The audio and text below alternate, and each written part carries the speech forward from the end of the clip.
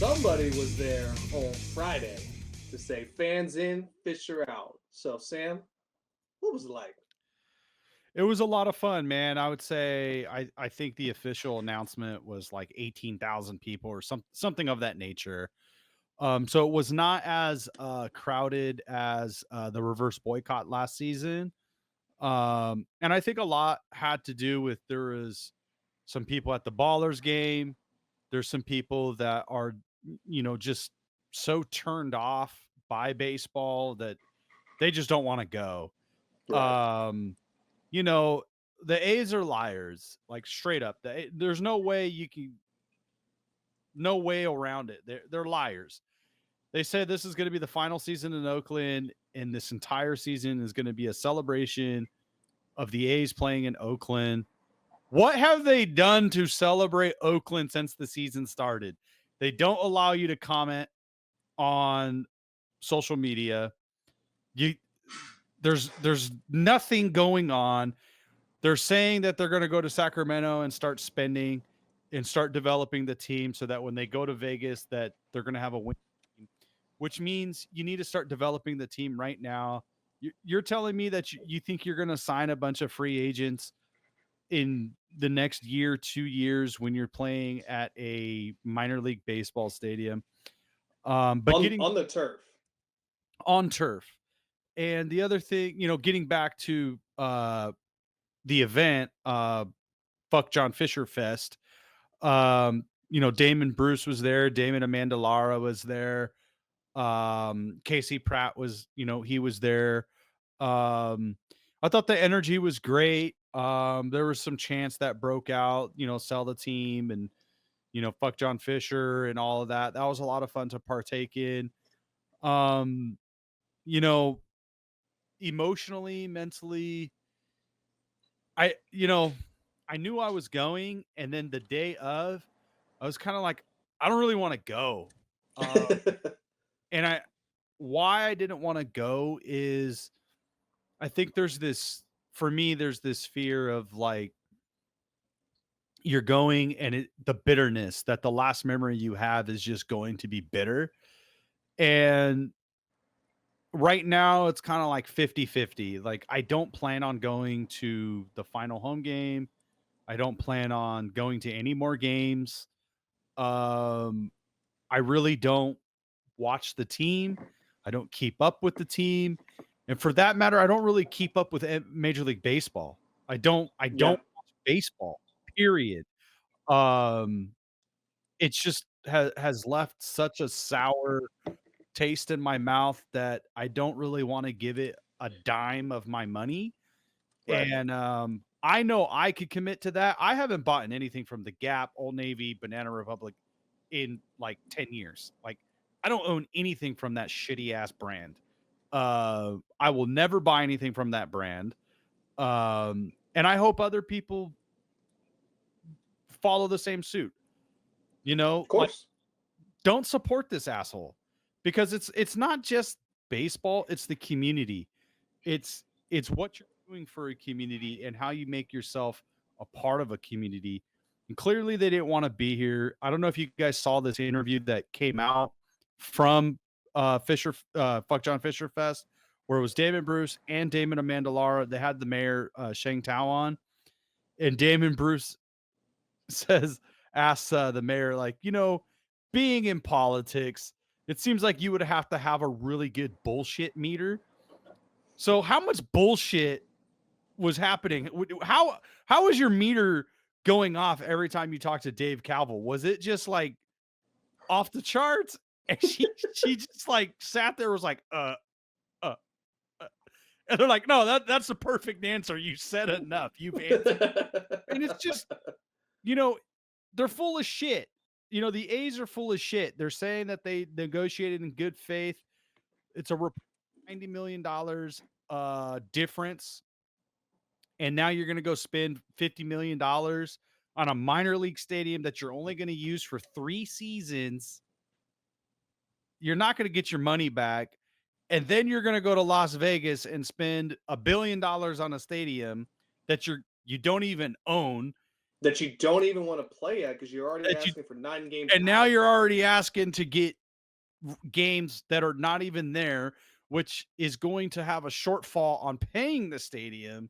Hmm. So, I mean, these people are clowns, you know. As far as the game, you know, I did have a good time with the people that I was with, and just You did talking get with a them. you did get a walk off. We got the walk off. I was getting there. JJ Blade on the first pitch, gone. We had amazing seats. So we were on the visiting side.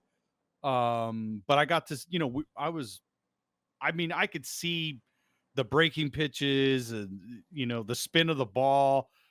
I mean, it was right there. It was really great seats. So that was fun. We were celebrating it just so happened to be a friend's birthday. So we were celebrating her birthday, and that was great. And we ended up meeting up at a local pub that we frequent. Um, so the night was great. We got to see a win, and that was the most baseball I watched in the past like 2 years. Since this situation was announced that they're going to Vegas, that was like the first time I watched like a complete inning of baseball. I have not Wow. watched a complete inning of any baseball. I'll see a game that's on, I'll s- Yankees Dodgers, and I'm like, "Oh, I want to watch it." And I turn it on and then I change it cuz I'm like, I don't want to watch baseball.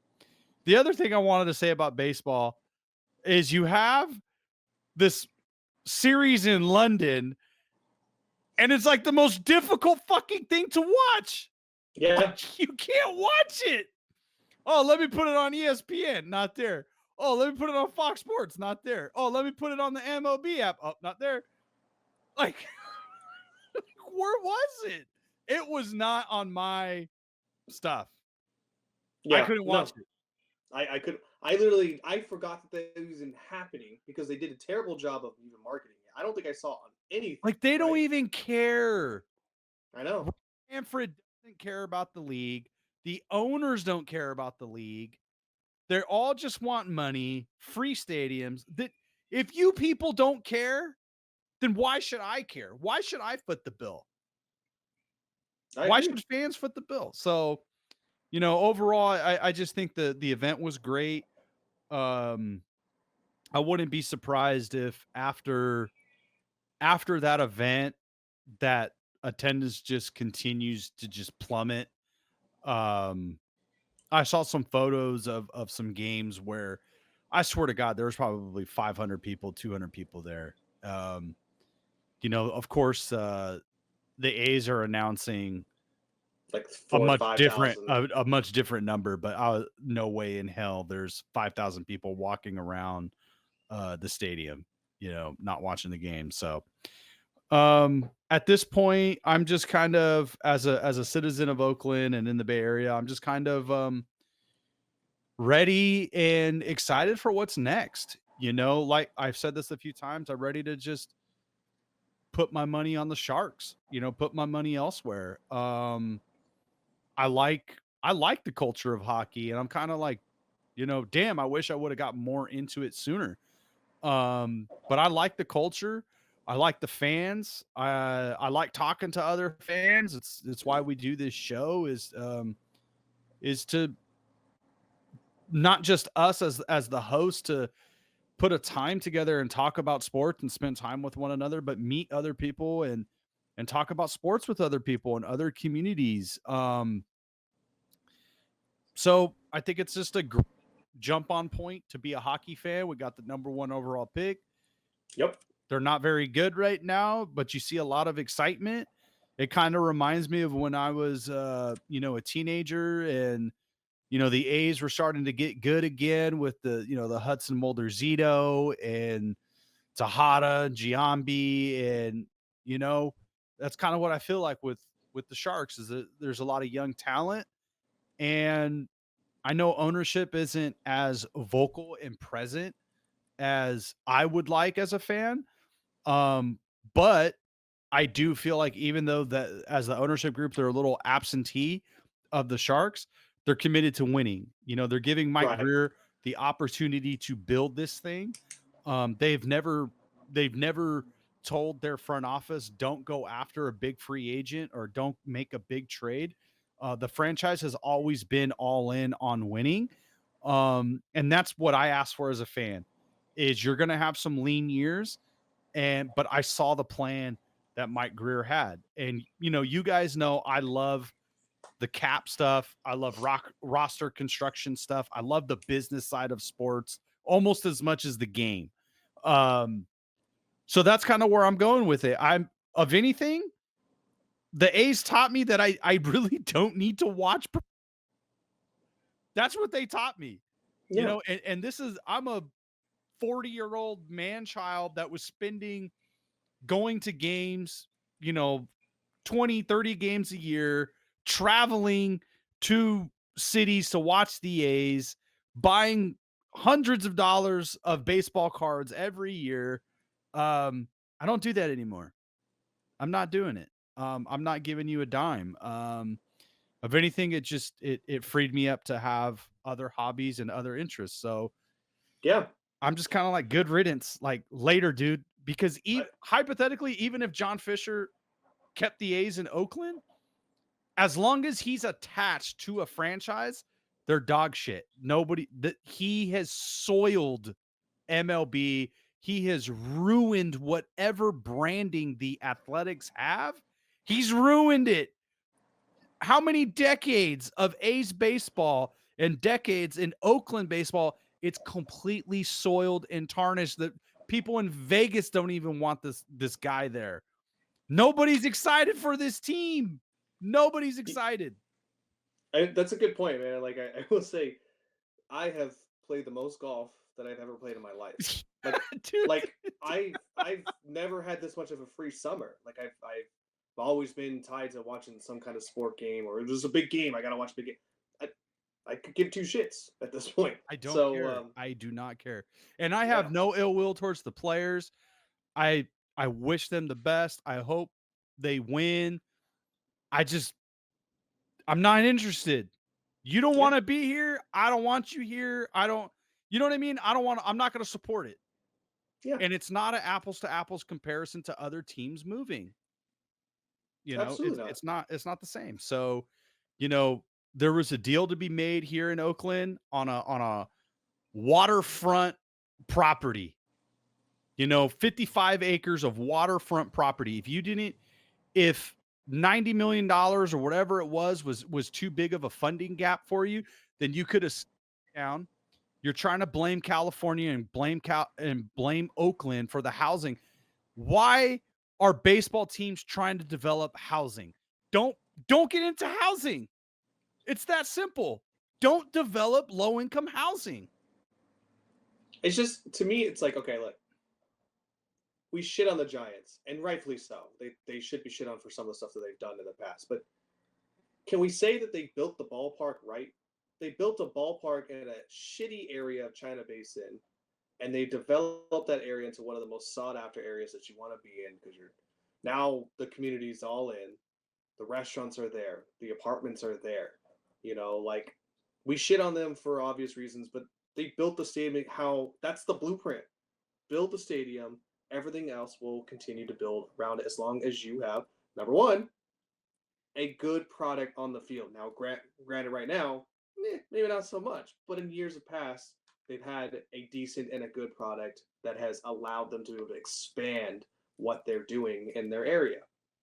That's the blueprint, Absolutely. you But know? now the new blueprint is teams like the Cardinals, that have a baseball village, and you got to own the baseball team needs to own the restaurant, own the bar, own the shopping that's around it. They need to own everything because you need that year-round income, and you need to own the property so you can just forever rent it out to other people and build housing because then you can sell it. And these owners no longer own teams to win and compete. They own them because it's a free stadium.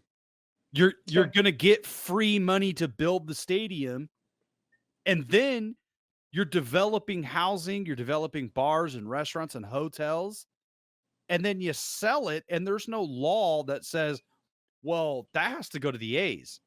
That has to then pay for the A's stuff. No, it goes to the assholes like John Fisher. And if anything, attendance is way down in baseball.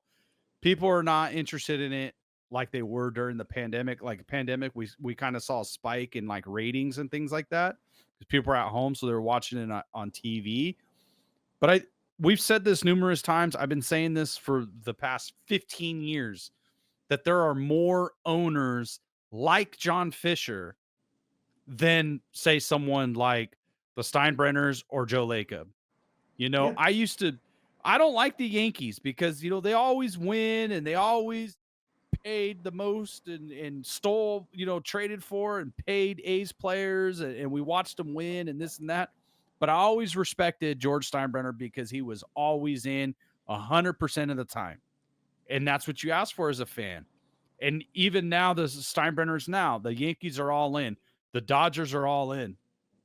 That's all you can ask for as a fan I mean, is even just to a be degree, committed. the Mets are in too. The Mets, Cohen's in. be committed. You know, now with the Giants, now that the Johnson family, was it Walter Johnson, now that he's got rid of Larry Bear, all of the stadium stuff, the winning, all of that happened under minority owner Larry Bear. And that Mm-hmm. happened with Brian Saban. Um, so this ownership group of the Giants, yeah, they owned the Giants, but they were not a part of the day-to-day operation. Correct. So now they are part of the operation, and look at what they're doing. The mishandling of real plaques, Yep. the mishandling of everything that's gone forward with the Giants, crap roster, a GM that appears like he does. I mean, A's fans warn Giants fans, like, be careful of Farhan, bro. You think you're getting like Theo Epstein, Moneyball with money, right? But you're not. Mm-hmm. You're just getting Moneyball. And now you got all these guys that are value buys and value drafts and blah. But no, you got some guys that are doing a little better. But nobody, it's been what, 5 years? It's been 5 years off the top of my head, right? It's 4, 5, 6 Yeah, years. of course.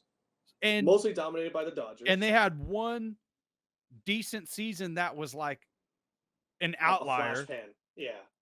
Exactly. Because and you played every single game with the spreadsheet, with the calculator. And it's like, what? The other team doesn't have a spreadsheet. The other team doesn't have a calculator. Sometimes you just need a dude to go up there and hit a homer. Sometimes you just need a dude to go up there and make a strikeout.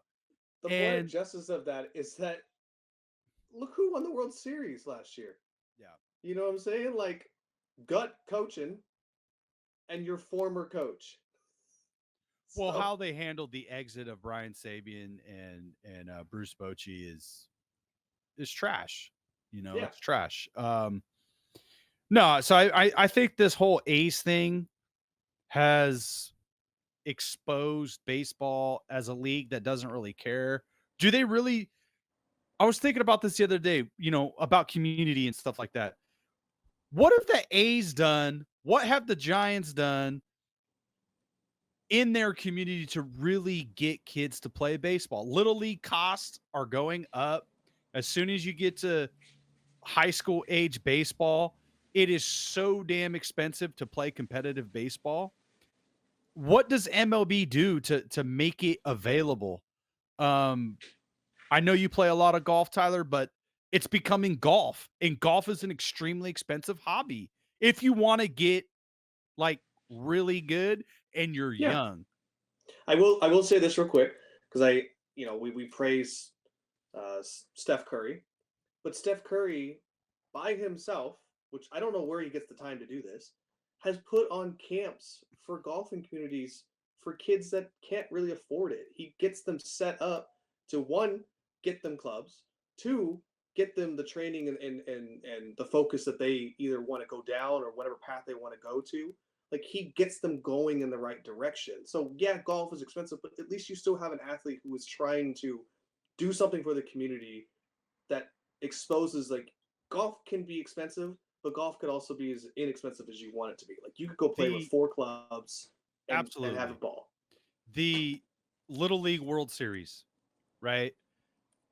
The cost to field that team, if that kid wants to play in the Little League World Series, the cost that the family has to put down to have their kid play, but yet ESPN gets to make all this money off of the ratings and they promote all this crap. The kids get nothing out of it. I mean, they get the experience, they get to, win or whatever, they get the experience. But basically it's, well, you're going to get exposure by being part of our program. But it doesn't drive the cost down. None of the financials trickle down and make it easier for kids to play baseball. So why is it that baseball is not really popular anymore? Young kids say it's boring. Yeah, It's boring. They don't play. They get to a certain age, they don't play. I mean, look at the it it's not really a young person sport here in the United States. It's in other cultures in Latin America, in Asian cultures, it's pretty popular. Um, but it's like in Latin America, it's like a poor people sport. You don't even have a yeah, glove. You know what I mean? I yeah, remember when I was a kid, remember you used to just go out and play stickball or strike out, and you don't ever see people doing that anymore. You never see kids doing that anymore. They rather go you can go play basketball by yourself, work on your jump shot, work on layups, practice free throws. You could just go do that by yourself. Or like baseball, pitching to yourself and you can't field by yourself. You yeah. can't throw it to yourself. Like Hmm. you need a partner, and it's not really a support. It's not really that's supporting kids to have a support system. It's Hmm. pricing children out. It's pricing families out. And who wants to play baseball when you're ripping a team out of a community? You're, my final point, I just remember this. My final point about all this, and we can wrap it up, is I saw something before the game started. We were outside. We're getting ready to go into the game. And there's a family coming in. And there's a mom, appears to be the mom. She's walking in with, 3 or 4 kids, and there's a boy who appears to be, 10, 11 years old, some around that age. And he has a baseball glove. And he's running in, and the parking lot attendant stops the kid. He's like, "Hey, hey, hey, hey, come here, come here." Stops the kid. The kid turns around and he's like, "What's up?" And this man hands him a handful of baseball cards. And the kids are like, "Oh, thank you." Oh, and the security guard looked over at me and he's like looking at me like, not that there's anything wrong, but like, you caught me in this awkward moment of like, and I was like, "That was great, man." I gave him a thumbs up. I was like, "That was awesome." And what hit me in that moment is all of those kids that are no longer going to be able to have access to a Major League Baseball game or to have a moment to collect baseball cards. And that parking lot attendant, he's not doing that for the Oakland A's. Yeah, He's not doing that for fucking John Fisher and Dave Cavill. He's doing that for Oakland. He's doing that for that kid. He's doing that because he cares, because he wants to see the sport. He wants to see this kid not end up doing drugs and becoming a statistic. He wants to see that kid excel and love something like baseball and do something with his life. That's what he's trying to do, and that's not going to be here. Um, and that just really hurt. That just really got to me, that those moments are going to essentially not happen at all in Oakland. So I don't know. My experience at Fisher Fest is bittersweet. I had a great time with my friends, but at the same time, it's just a reminder that it's over. And it was like for me, it was like, you have an ex and it's like 6 months, a year after the breakup, but then you hear that they're going to a party or a restaurant and you go and you're trying to keep it like cordial, but it's just still awkward. Yeah, And then you regret going to the party or the dinner or whatever. You're just like, like I shouldn't have gone. You know? yeah, It's like it's just an awkward dance that I don't really want to partake in. yeah. That's a great analogy.